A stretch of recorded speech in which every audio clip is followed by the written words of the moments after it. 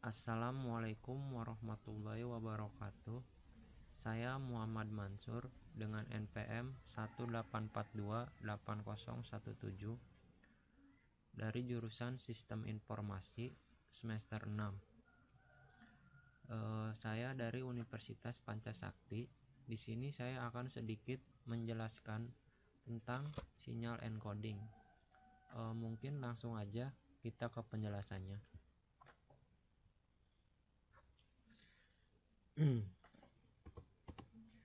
Pengertian teknik encoding. Teknik encoding itu adalah bagian transmisi data dan bagian dari pengkodean. Teknik encoding itu adalah mengubah untuk sinyal yang lebih optimal untuk keperluan komunikasi dan untuk penyimpanan data. Encoding itu merupakan sebuah proses yang sulit dalam algoritma genetika. Hal ini terjadi karena proses encoding dalam setiap permasalahan berbeda, dan tidak semua teknik encoding cocok dengan permasalahan tersebut.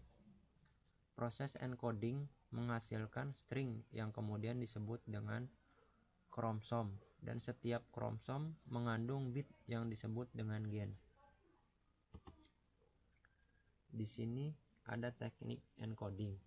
Yang pertama itu data digital, sinyal digital, data analog, sinyal digital, data digital, sinyal analog, data analog, sinyal analog. Nah, sinyal analog itu biasanya bentuknya itu kayak garis putus-putus gitu. Sebenarnya itu bukan jaringannya gak bagus gitu, tapi itu ada nilainya kayak 010 kayak gitu. Nah, biasanya digital itu dia memang dirancang pengiriman data dan suara, dan dia itu kecepatannya lumayan tinggi, dan biasanya dan biayanya itu sangat rendah. Dia kalau menggunakan kabel itu lumayan bagus ya dibandingkan enggak menggunakan kabel gitu. Sementara sinyal analog itu dirancang untuk suara, sebenarnya bisa untuk data, cuman dia tidak efisien itu gitu, bahwa dia itu dirancang untuk suara. Nah, kecepatannya itu lumayan rendah dan biayanya itu lumayan tinggi. Data digital, sinyal digital. Sinyal digital yang pertama itu discrete, pulsa, tegangan, discontinue. Dan yang kedua itu tiap pulsa adalah elemen sinyal.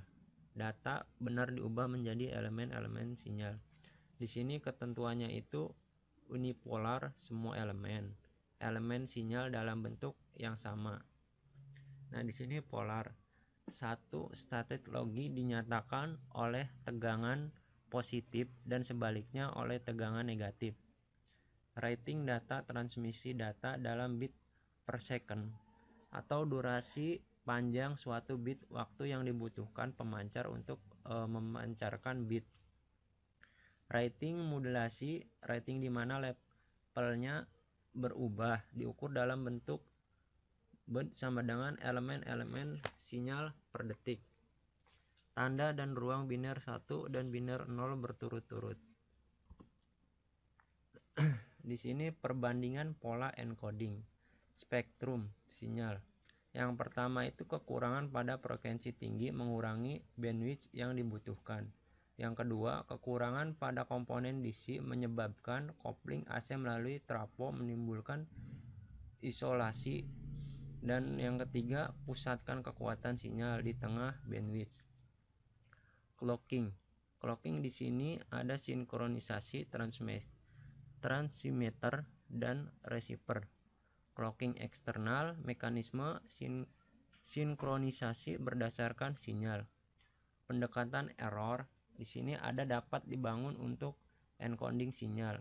Intervensi sinyal dan kekebalan terhadap noise. Beberapa kode lebih baik daripada yang lain. Harga dan kerumitan rating sinyal yang lebih tinggi seperti kecepatan data menyebabkan harga semakin tinggi. Beberapa kode membutuhkan rating sinyal lebih tinggi. Di sini ada pola-pola encoding. Yang pertama, non-return to zero inverted NRJI. Yang kedua, bipolar AMI. Yang ketiga itu pseudo-ternary. Yang keempat, Manchester. Yang kelima, differential Manchester B8JS. Dan yang terakhir, HDB3. Nah, di sini ada non-return to zero level NRJL dan non-return to zero inverted atau NRJI. Dua tegangan yang berbeda antara bit 0 dan bit 1 tegangan konsisten selama interval bit tidak ada transisi, yaitu tegangan no return to zero. Contohnya di sini lebih sering tegangan negatif untuk satu hasil dan tegangan positif untuk yang nilai adalah NRJLI non return to zero level atau NRJL. Non return to zero inverted NRJI, atau di sini dua tegangan yang berbeda antara bit 0 dan bit 1 tegangan konsisten selama interval bit tidak ada transisi, yaitu tegangan no return to zero. Contohnya di sini lebih sering tegangan negatif untuk satu hasil dan tegangan positif untuk yang nilai adalah NRJ. L1 non return to zero level NRJL. Kelebihan: lebih kebal noise, tidak dipengaruhi level tegangan. Di sini kekurangannya itu keterbatasan dalam komponen DC dan kemampuan sinkronisasi yang buruk. Dan di sebelah kanan saya ada gambarnya NRJL. Nah, dia itu kalau misalkan di atasnya 0 dia naik, dan jika bertemu 1 dia itu ke bawah, dan begitu pun seterusnya. Dan di sini kebalikannya ya.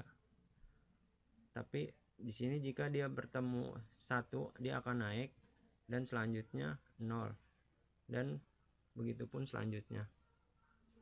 Dan next, bipolar AMI dan pseudo-ternary. Bipolar AMI 0 menggambarkan tidak adanya line sinyal, 1 menggambarkan positif atau negatif sinyal.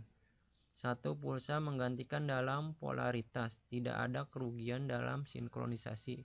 Jika panjang tali 0 masih bermasalah, bandwidth rendah, tidak ada jaringan untuk komponen DC, mudah mendeteksi error. Pseudo-ternary 0 menggambarkan perwakilan dari positif dan negatif, tidak adanya keuntungan atau kerugian pada bipolar AMI. Dan di sebelah kanan saya juga ada gambarnya, di sini kita bisa lihat. Dan mungkin selanjutnya Manchester dan differential Manchester. Yang pertama, Manchester, transisi di tengah untuk tiap periode bit. Perpindahan transisi sebagai clock dan data rendah ke tinggi menggambarkan 0, tinggi ke rendah menggambarkan 0. Digunakan IEE 802.3. Sedangkan di differential Manchester, transisi bit adalah hanya clocking. Transisi dimulai saat periode bit menggambarkan 0. Tidak ada transisi yang dimulai saat periode bit dalam menggambarkan 0. Di sini ada catatan pola differential encoding digunakan IEE 802.5. Kelebihan di sini sinkronisasi, tidak ada komponen DC, deteksi terhadap error karena ketiadaan transisi yang diharapkan, kekurangan memakai bandwidth yang lebih besar daripada multi-level binary. Nah, di sini kita bisa lihat perbandingan gambar Manchester encoding dan differential Manchester encoding. Oke. Next. Dan di sini yang terakhir B8JS B8JS dan HDB3. B8JS skema pengkodean didasarkan pada teknik dipolar AMI, teknik yang memaksa dua kode pelanggaran pada kode AMI. Receiver mendeteksi dan menerjemahkan seperti outstate pada semua zero.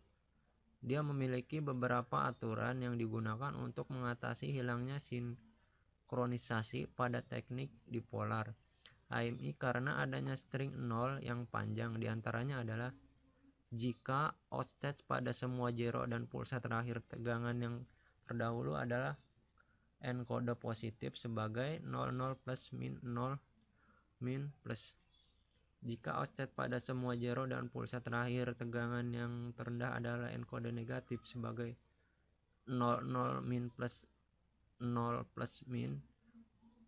Nah, di sini HDB3 kepadatan tinggi dipolar 3 zero didasarkan kepada dipolar AMI. String pada 4 zero digantikan dengan 1 atau 2 pulsa. Nah, disinilah sebelah kanan saya ada gambarnya, mungkin bisa dilihat. Nah, mungkin itu saja presentasi saya. Mungkin jika ada kesalahan atau kekurangan, mohon dibukakan pintu maaf yang sebesar-besarnya. Wabillahi taufiq wal hidayah. Wassalamualaikum warahmatullahi wabarakatuh.